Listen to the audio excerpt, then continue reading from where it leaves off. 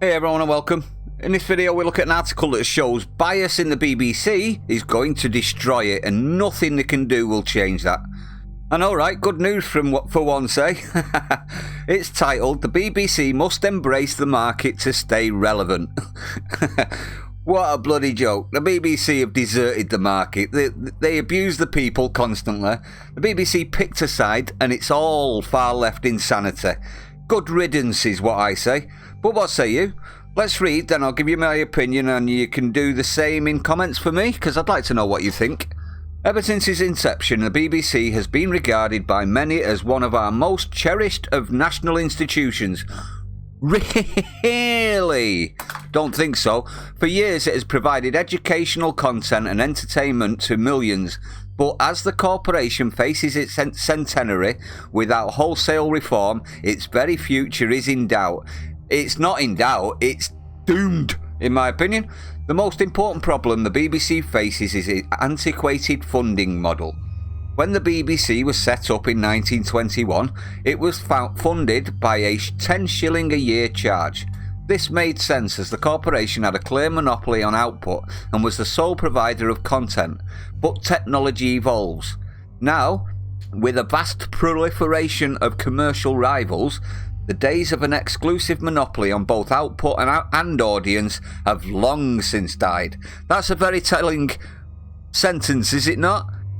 How can its very future be in doubt if both output and audience have already long since died?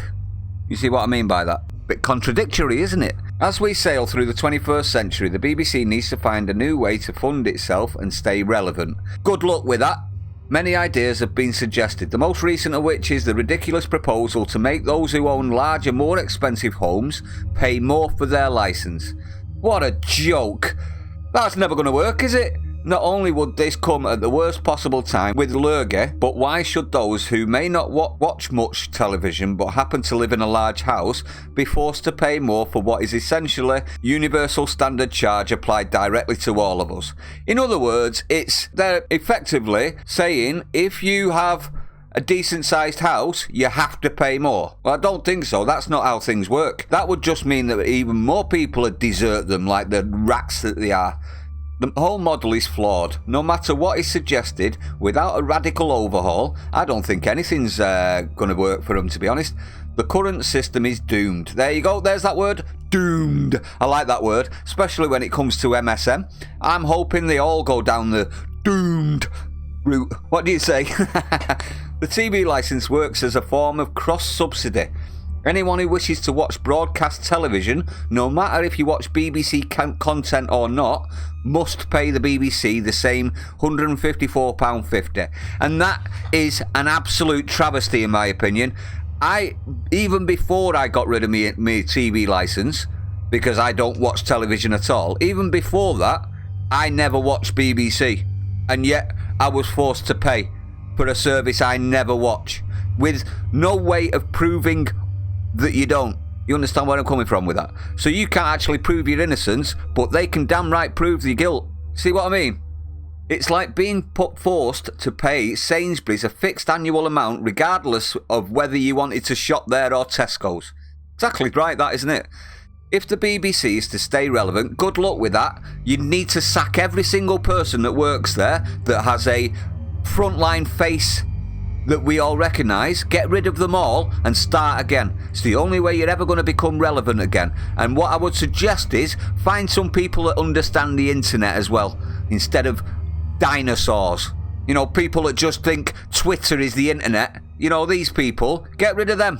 Then you might be relevant. It also must address the issue of bias. Accusations have been levelled against the corporation for years, and I wonder why. It's because they've always been biased. And you know why it's only for years and not decades? It's because before the internet, we were incapable of finding out that they were lying. You understand what I mean by that? So their propaganda has worked for decades until the internet gave us the wealth of human knowledge in our pockets, i.e. on your phone. Every bit of facts that you need now is findable, and it's highlighted even more so recently that everything that they do is a fake. Do you think I'm wrong? leading former Director General Mark Thompson to publicly state that there was a massive left-wing bias in the BBC. Former director said this. For example, a contempt for voices hostile to the EU has been ingrained within the BBC for years. According to Civitas, between 2005, you ready? This is proof. 2005 and 2015, of the 4,275 guests on Radio 4's Today programme, only 132 supported leave. 132 out of 4,275. If that isn't bias, I don't know what is. The clear issue of bias by selection has had a deleterious effect on how the public perceives the corporation. We have a very low opinion of the BB crap artists now. They are dirty smear merchants that constantly attack the country that is in their own name, British. A YouGov poll from December revealed that less than half of Britons, 44%, trusted what the BBC journalists told them. Journalists told them similar numbers from Ofcom found that only 59% found BBC News impartial. Yeah, and I bet they only asked the old generation, the ones that actually watch television still. This may explain the gradual erosion of its audience figures. No, what that is what I said earlier. We've got the wealth of knowledge in our pockets and we can find out when they are lying. Once, you only need to find out a few times that they've lied, and the idea of what we think or thought what journalism was is totally shattered, is it not? During Hall's 7-year tenure, viewership drastically declined. According to Statistica, viewership of BBC News has plummeted by a quarter. In 2012, 25 million regularly watched the news through the BBC. But by 2019, just 7 years later, that figure had dropped to 18 million, and it's steadily going down. More and more people are leaving, are they not? By the way, everyone, if you are still paying your TV licence, why? Don't fund anti-British broadcasting companies, okay? The corporation has simply failed to understand its audience. It's failed to understand everything, including Brexit, i.e., we will not give up. Whether they keep pushing back or not, we will not give up. This can be reflected in the growing number of people losing interest in what it offers. The official figures show the number of people getting rid of their licences rocketed. 860,000 were cancelled in between 2017 and 18. That's up 62,000 from the previous year. While this was admittedly a relatively small proportion considering 26 million still have one, 2,300 are still cancelling daily. Honestly, this is the final death knell, isn't it? This is the final ring of the bell. They're going down. Do you think they'll ever change? Do you think they'll ever have the knowledge to realise if they don't, they're going to perish? I don't think they've got it in them. I think they've forgotten what it's like to do a good, factual, impartial programme completely. I don't think anyone that works there now is even capable of doing it, even if they wanted to be honest. It has also faced growing pressure to retain its younger audience. The younger audience are on the internet. You've lost that battle. During an average week, fewer than half of those aged between 16 and 24 watch any BBC content. And I bet all of the ones that do are watching EastEnders. Just a thought. With almost 13 million active UK accounts, subscription services such as Netflix are quickly catching up. Plus, with a sizable budget of 12 billion to spend on new programming, 4 times what the BBC spends on its entire TV and radio output. Let me stop you there. If you weren't paying your stars 2 million a year, you'd probably have enough money to compete, would you not? Younger people are ditching inflexible forms of watching shows and moving to these rapidly expanding on-demand services. Yeah, because, let's be honest everyone, the difference between watching your entertainment online and watching the BBC is you have to wait for the BBC to put something on that you like, whereas if you're on the internet-based stream services, you pick what you want to watch, when you want to watch it. You see what I mean by this? The BBC will not be able to compete with that ever, which is, in my opinion, proof that it's a dying organisation. If Boris ever has the minerals to take away the licence, it's finished. It won't even last 6 months, in my opinion. But let me know what you think. So how do we move forward? Boris Johnson has said that the BBC is not going to be privatised. If that's the case, what other options are there? Sell it.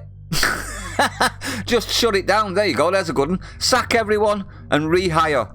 There's a few different options I can think of. Not one of them would be enjoyed by the BBC, but who really cares at this point? One thing is for certain. We could start looking at reform in 2 years when the licence fee is to be reviewed.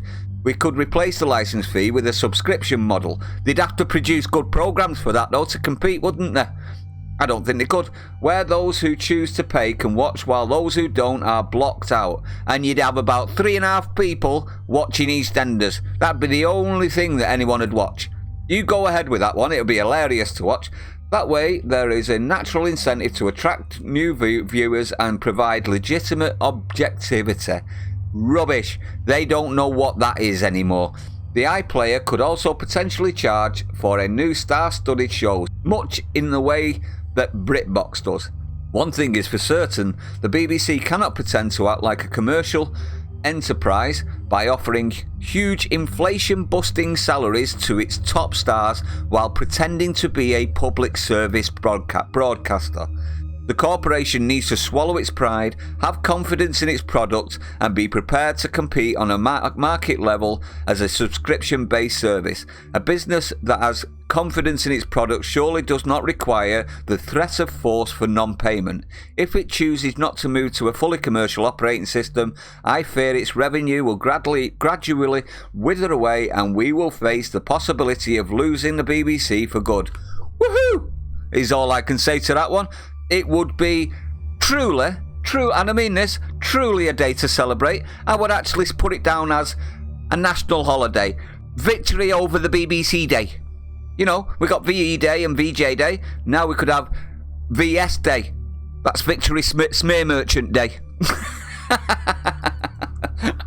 What's my opinion on this? I think they're always going to have been losing. This is why the media are so desperate to shut down opinions on the internet, because the opinions on the internet are smashing their figures out of the water. Like they might as well not even bother doing a program.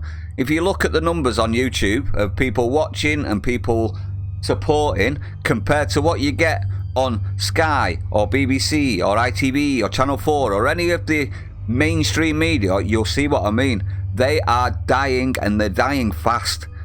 And to be honest with you, if they're going to continue to be biased, even the ones that are allowed to be biased are all biased in one direction. It's going to be the same as what's the line, is it? Let me think. Oh yeah, go woke, go broke. Same principle for the media, and it's going to be a glorious day when they all go. What do you say though, everyone? Let me know in the comments if you feel the same. If you're new, don't forget to hit the like, comment, subscribe. Hit the bell icon, that way you'll be notified if I go live with a new video, and you won't miss it. Share it out, and I'll see you on the next one.